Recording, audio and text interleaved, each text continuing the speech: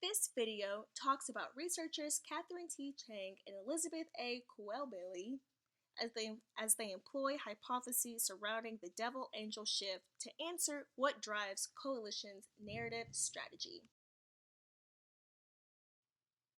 They focus on policy narratives surrounding school choice as they found that there is an abundance of scholarship on analyzing policy narratives of charter schools and higher education and learning assessments, but there is limited scholarship on NPF and education policy, which is, surprise, my group's topic area.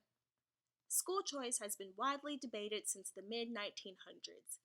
Milton Friedman proposed in 1955 a universal school voucher system where families would be given cash vouchers to pay for tuition at any school of their choice.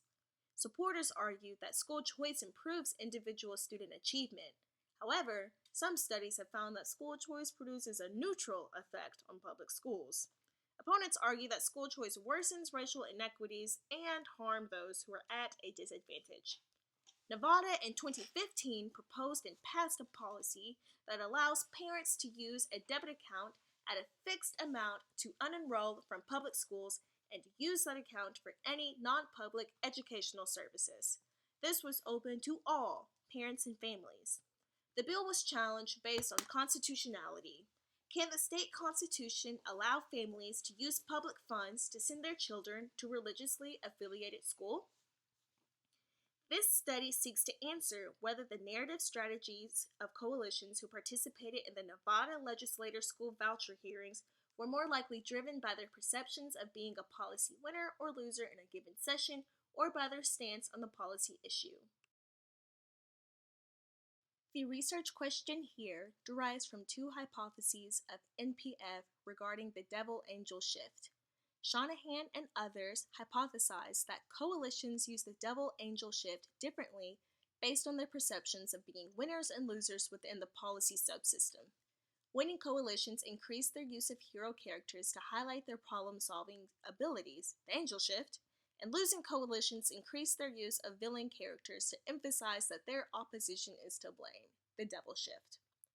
An alternative hypothesis to this traditional stance is proposed by Gottlieb, Ohinger, and Arnold, who suggests that a policy actor's position on a policy issue may better predict their use of the devil-angel shift than whether they believe they are winning or losing the policy debate.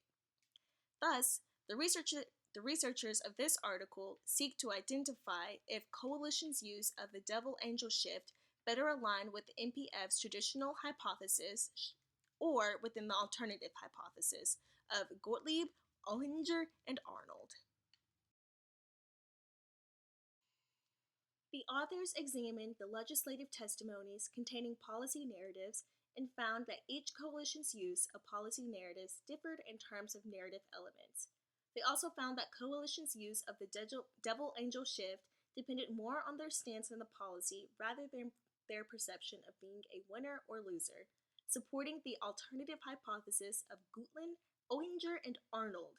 This implies that policy positions may be more indicative of narrative strategy than the traditional devil-angel hypothesis about the perception of winning and losing.